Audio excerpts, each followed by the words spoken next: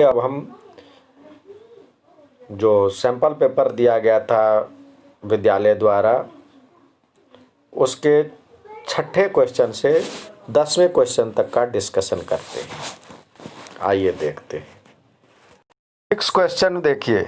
6 question में जो पूछा गया था लगभग सारे बच्चों ने गलत किया है, चाहे वो भैया से बनाया हो या दीदी से बनाया। बहुत कम बच्चे इसका सही आंसर दिए हैं। ये एक तरह से आपके लिए नज़र का धोखा कह सकते हैं। यहाँ पे देखिए किसी बच्चे ने ध्यान नहीं दिया, ये अपना उल्टा ले लिया। ये 17 है, 11 है और 14 है। हम लोगों ने बताया था, देखिए ये A1 है, A2 है, A3 है। तो समांतर श्रेणी तभी हो पाएगा यदि D क्या होता है, D बराबर में A2 माइनस A1 हो, और या कोई दो क्रमागत पदों के अंतर A3 माइनस A2 हो। अब देखते हैं, इसमें देखते हैं A2 माइनस A1, देखते हैं क्या होता है। A2 है 11 माइनस 17, क्या है यहाँ पे -6 है। और A3 क्या है, ये जो A3 है 14 में से 11 गया, तो क्या है यहाँ पे 3 है। दोनों बराबर है नहीं है, इसलिए ये समानांतर श्रेणी नहीं होता। ये या तो लिखने में मिसप्रिंट हो गया है या फिर देते समय हमारे बच्चों की गलती हुई है। या तो बनाते समय बच्चों ने ध्यान नहीं दिया या देते समय छापते समय गलती हुई है। कहीं एक जगह आप देखिए, यदि यही इसी को ऐसे लिखा होता, ज़्यादातर बच्चों ने या जहाँ से भी बनवाया तो ये इस तरह लिया, 17 और 14 और 11 करके लिया है, जिसका अंतर समांतर श्रेणी था। तो आप तब आप छठा पद निकाल सकते थे, तब आप इसका छठा पद निकाल सकते थे। इससे तो निकलेगा ही नहीं, यह समानांतर श्रेणी ही नहीं है, तो ये निकलेगा ही नहीं। हाँ, इस तरह से यदि होता तो हम दोनों सिचुएशन की डिस्कस कर रहे हैं। यदि इस तरह से होता तो क्या होता, यहाँ पे जो है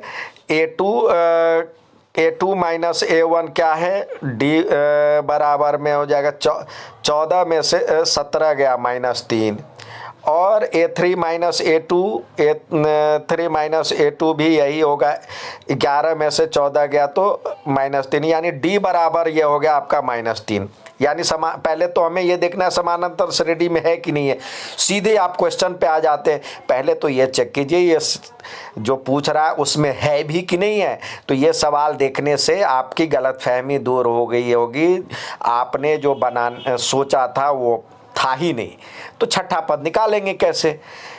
तो डिस्कशन में अब यदि इस तरह से होता तब छठा पद निकाल सकते थे। A1 क्या है, 17 है, और D बराबर में -3 है, तो क्या होगा, A6 बराबर में जो होगा A प्लस n-1D होता है ना, तो A1 प्लस, तो A प्लस 6 से 1 कम D यानी 5D। तो A क्या है, 17 है, और प्लस 3 5 गुने 5 मल्टीप्लाई बाय -3, तो ये हम करेंगे तो 17 माइनस 30 होता। 17 माइनस क्या है, छठा टर्म कर रहा है तो -5, 5 -15 हो जाता, तो यानी ये 2 होता, 2 आंसर होता। तो ये तब 2 हो रहा है। आप लोगों ने बिना सोचे समझे आंसर दे दिया है, तो इसलिए इसको ध्यान रखें बच्चों। अभी पेपर नहीं हुआ है, प्रैक्टिस पे ध्यान दे, ध्यान से बनाए। अब अगला सवाल है, कह रहा है जो कि ये फिर एपी का है, इसमें कह रहा है फिर वही सिचुएशन है, यदि ये समानांतर श्रेणी में है तो x का मान निकालिए। तो ये आप देखिए a1 हो गया, a2 हो गया और a3 हो गया। तो इसमें क्या होता है, d बराबर में a2 माइनस a1 बराबर में होना चाहिए a3 माइनस a2। कोई क्रमागत दो पदों का सारवंतर बराबर होगा ना। तो ये a2 क्या है हमारे पास, 4x माइनस 1, और इसको माइनस करेंगे x माइनस 2 से। और अगला है 5x a3 5x प्लस 2, फिर इसको माइनस करेंगे 4x माइनस 1। अब जो है माइनस हटाएंगे ये वाला, तो 4x माइनस 1 और माइनस से मल्टीप्लाई माइनस x और माइनस माइनस प्लस 2, और इधर हो जाएगा 5x और प्लस 2 और ये माइनस 4x और माइनस माइनस प्लस 1। अब इसको सॉल्व करने का प्रयास करें। तो ये 4x और 1x यानी 3x हो जाएगा, ये प्लस 1, और इधर 5x और माइनस 4x यानी x, और ये 2 है और इधर 1 था,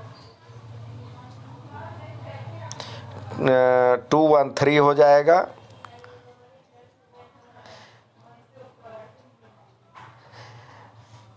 तो हम देखते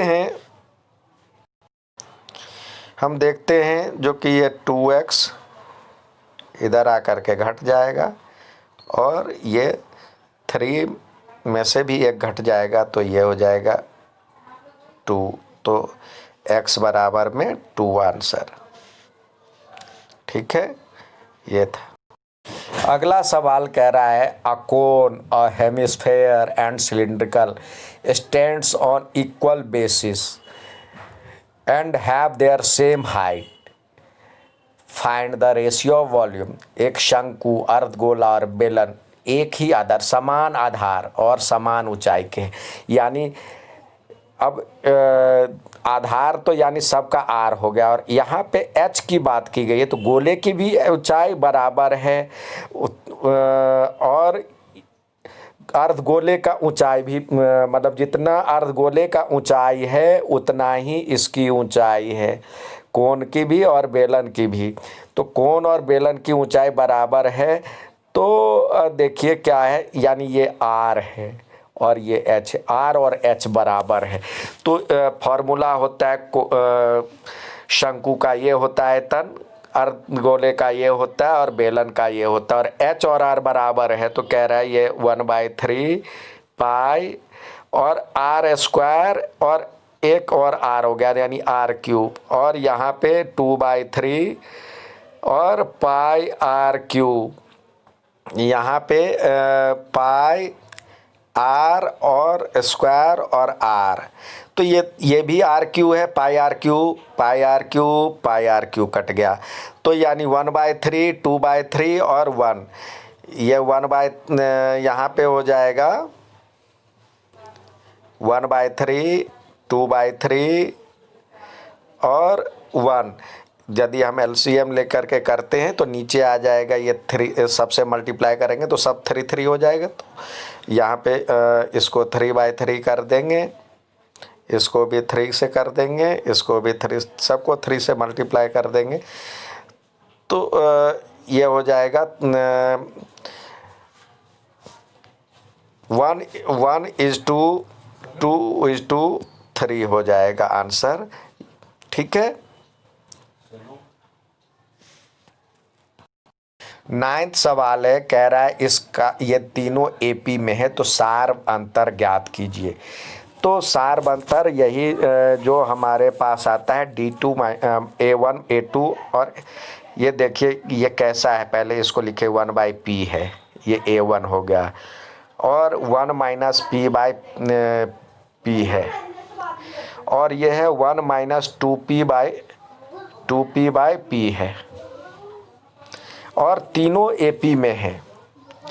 तो यानी इसका अंतर बराबर होगा, तो किसी एक का अंतर हम यदि निकालते हैं, इसका अंतर करते हैं तो क्या होता है, सार अंतर यानी A2 माइनस A1 करते हैं तो ये A2 हो गया और ये A1 हो गया। A2 माइनस A1 करते हैं तो 1 माइनस p बाई p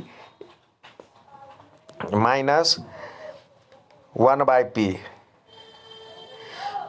ठीक है। तो अब निकलेगा कैसे, और साथ ही तो ये हम यदि निकालते हैं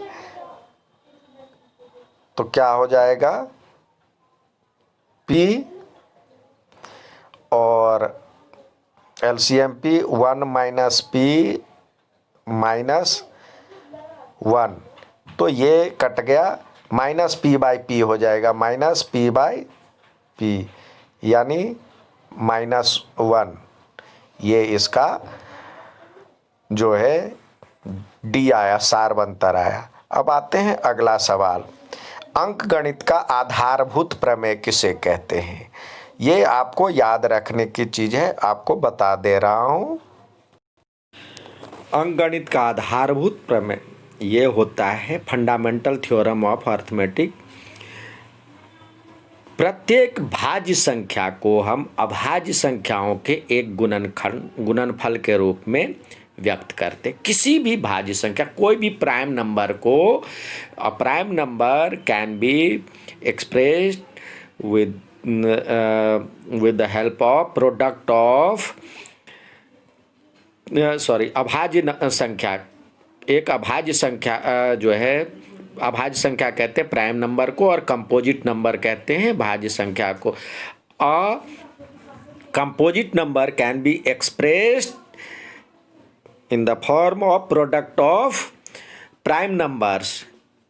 इसको हम अभाज्य संख्याओं के गुणनफल के रूप में व्यक्त कर सकते हैं। और यह गुणनफल कैसा होगा, अद्वितीय होगा, ऐसा कोई नहीं होगा, यानी ये यूनिक होगा।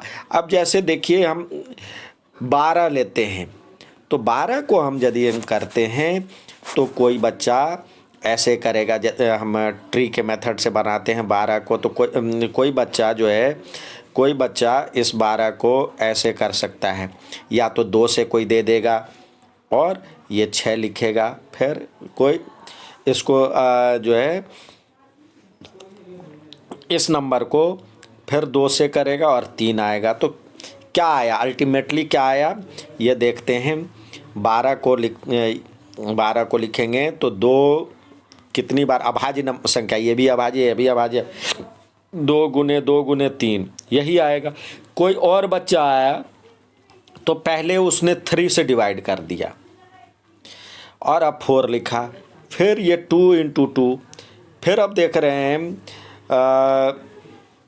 ये यहाँ पे 2 आया, तो फिर देख रहे हैं 2 2 3 आया, 2 2 3 आया। क्रम उल्टा पुल्टा हो सकता है, क्रम चेंज हो सकता है। कोई और बच्चा आया, उसने लिख दिया 12 को पहले 4 से कर दिया, फिर 3 किया, फिर इसको कर, तो क्रम चेंज हो रहा है।